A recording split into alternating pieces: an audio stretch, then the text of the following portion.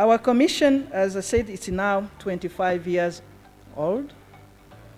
It was established in 1999. Actually, it was in March, but we extended so we can have one big party today. But normally the law is the law of March 1999.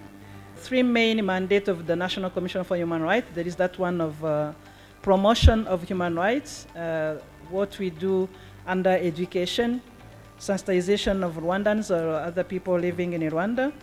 And also under that portfolio, we encourage government institutions to ratify some human rights instruments that are not yet ratified. It's under that also mandate that also the Commission contribute to the draft of laws, project policies before the Parliament, but also work with the government institutions. In the context of protection of human rights for the past 25 years, of course, the Commission was receiving also the complaints of citizens. We do investigation. The Commission has the investigation mandate.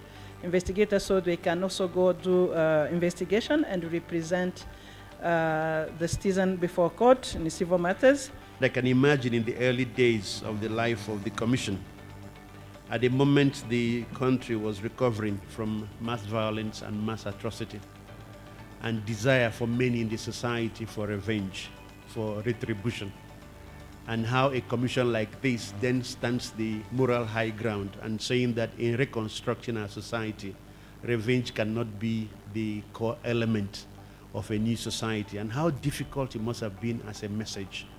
And the commission could easily have lost credibility from the get-go. And so the fact that we're here celebrating the work of the commission is testament to that historical work that has been done by previous leadership of the commission, but also the challenge waiting us ahead to consolidate the journey to human rights, but also peace, security, stability, and development in Rwanda. Institutions such as the National Commission on Human Rights, which was established 25 years ago, have played a critical role in fostering a culture of rights through advocacy, education, and oversight. And we have enacted laws and policies that advance the rights of vulnerable groups, including women, children, and persons with disabilities, older persons, refugees, and migrants.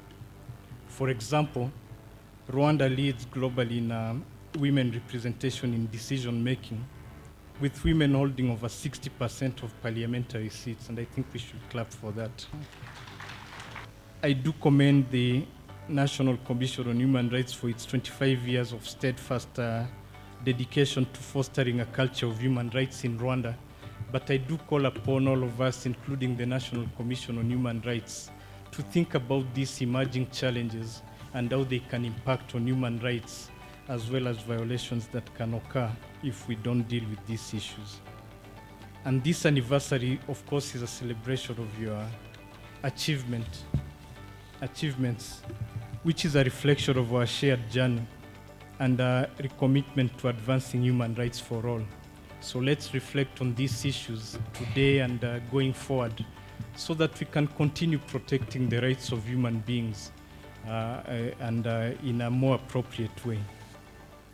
Let's also take this moment to renew our resolve to build a Rwanda where human rights are not only respected, but celebrated. A Rwanda that inspires hope and progress for the generations to come.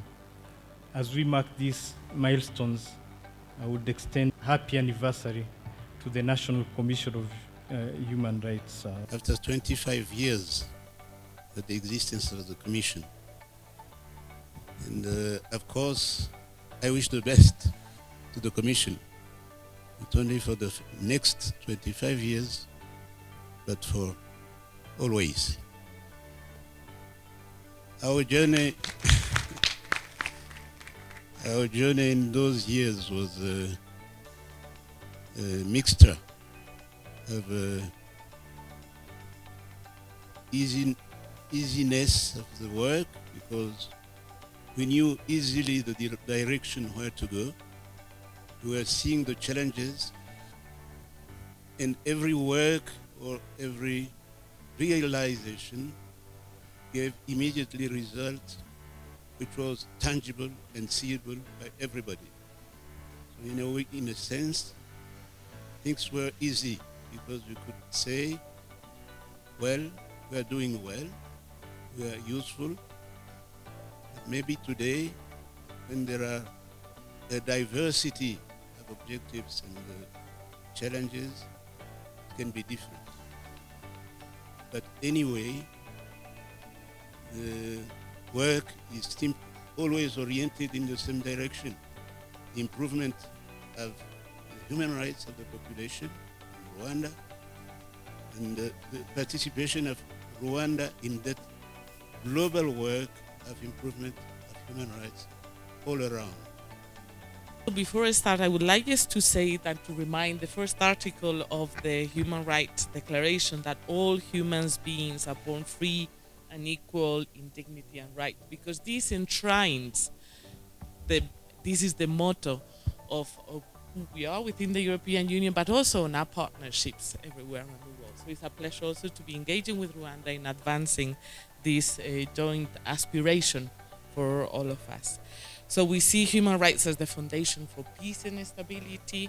We see human rights in a symbiosis with the SDGs. So human rights and the sustainable development goals for us are inseparable, and we work on them together. We see human rights as also a joint aspiration for equality, non-discrimination and inclusion, and we're still today closing the 16-day against GBV campaign, and this is a key element also in this campaign, in this motto, in this journey. And we also spoke this morning about future challenges. We see climate, we see digital, and we are very keen on working and advancing also those rights together with Rwanda. We need the civil society or civil society actors to get out of their comfort zone and to monitor the implementation of some of these policies.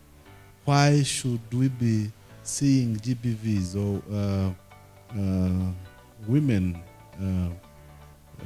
meeting violence when we have the good GBV law? It is now being revised, having all these nice bills that are passed.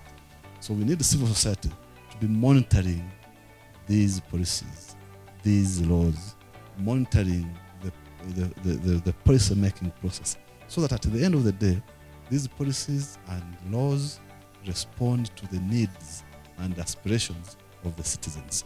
Two, it is to strengthen the rule of law. So you see, governance is about humility. So if you're a chairperson of the Human Rights Commission and a poor man or a poor woman calls her, but Madam Chair, my rights have been violated, she needs to listen. She needs to provide audience, and also to listen to some of the challenges that citizens are highlighting, and also the gap, so that we know the bottlenecks within the rule of law. Because at the end of the day, any society that has gone through mass atrocities and violence, to make matters worse, genocide, to save that country, there is need for strengthening the rule of law.